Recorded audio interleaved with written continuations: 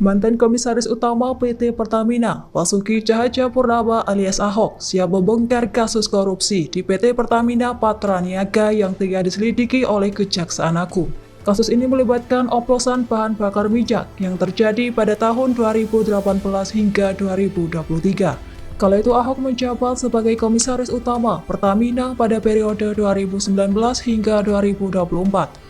Bahkan dirinya mengakui bukti rekaman dan notulen rapat selama masa jabatannya. Pasalnya Kejagung sebelumnya menyatakan kemungkinan akan memanggil Ahok sebagai saksi dalam kasus tersebut. Menanggapi hal itu, Ahok menyatakan senang jika dipanggil Kejagung dan siap memutar bukti rekaman rapat di persidangan.